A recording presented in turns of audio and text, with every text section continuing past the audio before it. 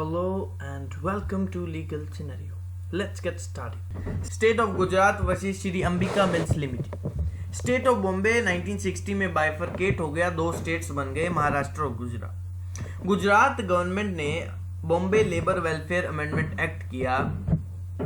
उस एक्ट के अकॉर्डिंग क्या था कि स्टेट गवर्नमेंट शेल कॉन्स्टिट्यूट ए फंड, स्टेट गवर्नमेंट एक फंड बनाएगी, लेबर वेलफेयर फंड, और वो लेबर वेलफेयर फंड का पैसा कहां से आएगा? वो वहां से आएगा जिन जगह कॉरपोरेशन में जो एम्प्लॉयर है उन्होंने एम्प्लॉय को उनकी सैलरी जो ड्यू हुई थी वो 3 साल तक नहीं दी, और एम्प्लॉयज ने भी वो सैलरी जो ड्यू है 3 साल से उनको किसी कोर्ट में क्लेम नहीं किया, तो वो वाला पैसा गवर्नमेंट ले लेगी अपने पास, और फिर 3 से 4 साल गवर्नमेंट भी देगी एम्प्लॉइज ताकि क्लेम कर ले वो पैसा। अगर फिर भी एम्प्लॉय क्लेम नहीं करता है तो वो गवर्नमेंट उस पैसों को लेबर के वेलफेयर के लिए यूज करेगी। ठीक है, तो श्री अंबिका मिल्स लिमिटेड जो कि रिस्पोंडेंट थे उन्होंने चैलेंज कर दिया कि it violets my fundamental right article 19। तो अब मैं आपको एक बात बता दूं कि आर्टिकल 19 है ना जो फंडामेंटल राइट, वो सिर्फ सिटीजन्स के लिए है, नॉन सिटीजन्स के लिए नहीं है। कुछ फंडामेंटल राइट्स हैं वो ऑल पर्सन के लिए एप्लीकेबल होते हैं, चाहे वो सिटीजन है नहीं है, पर्सन चाहे वो फॉरेनर है उसको भी वो फंडामेंटल राइट इंडिया में मिलता है। लेकिन कुछ फंडामेंटल राइट्स ऐसे हैं जो सिर्फ सिटीजन्स के लिए हैं, एंड आर्टिकल 19 वैसा फंडामेंटल राइट है जो सिर्फ सिटीजन के लिए मिलता है। अब आर्टिकल 19 को पढ़ेंगे तो लिखेगा state shall not deny its citizen freedom of speech and expression, freedom to movement, freedom to business and all.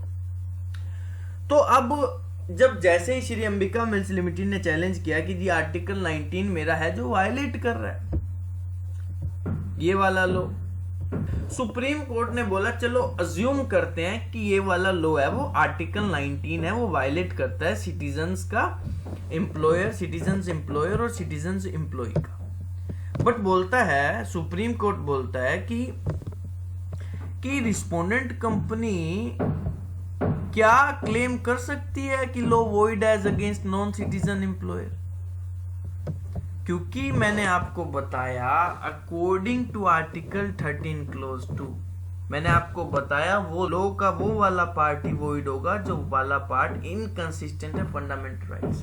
अगर मान लेते हैं कि वो लॉ का पार्ट वॉइड था सिटीजन्स को लेके, सिटीजन्स एम्प्लॉयर और एम्प्लॉय को लेके, लेकिन वो लॉ नॉन सिटीजन के पास तो वो फंडामेंटल राइट है ही नहीं आर्टिकल 19, और आप कह ही नहीं सकते वो आर्टिकल 19 को वायलेट कर रहा है as regard to non citizen, क्योंकि नॉन सिटीजन के पास तो आर्टिकल 19 है ही नहीं, क्योंकि आर्टिकल 19 सिटीजन्स को मिलता है। तो आप, और ये प्रूव है कि जो कंपनी होती है वो सिटीजन नहीं होती है, ये सुप्रीम कोर्ट ने पहले भी जजमेंट दी, company is not a citizen, company is a person.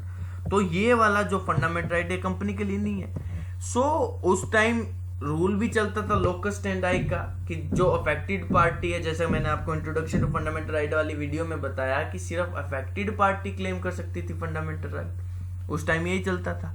तो बोलते हैं कि therefore no fundamental right under that article can be claimed by non citizen, and it was held even though a law which is inconsistent with the fundamental right under article 19 would become void after the commencement of the constitution, but law would still continue to enforce in so far as non-citizens are concerned. Expression to the extent of the contravention in article 13 clause 2 means the part of the law which contravene the fundamental right would alone be void and not the other part which do not contravene.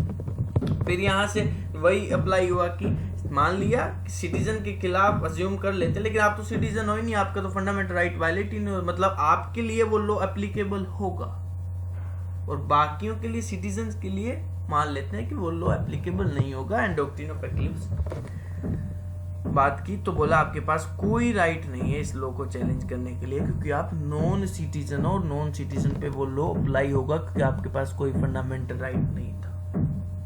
Guys, complete video देखने के लिए article 13 जो कि dual LLB constitutional law के सारे topics को cover करेंगे और उसी के साथ 5 केसेस को भी मैंने उन वीडियो में एक्सप्लेन किया है एक साथ, और आपको पूरी वीडियो देखनी चाहिए सिवाय एक केस के, ताकि आपको टॉपिक की भी क्लैरिटी मिले कि आर्टिकल 13 और एप्लीकेशन प्रैक्टिकल पार्ट है क्या। फिर हम उसको केसेस के साथ वही डिस्कस किया हुआ है, तो प्लीज़ आप वो देखें। और गाइज इस बार प्लीज़ मेरे चैनल को भी सब्सक्राइब कर देना ताकि मैं आपके लिए कंटेंट लाता रहूँ। So thanks for watching, be with me, see you in the next lesson guys.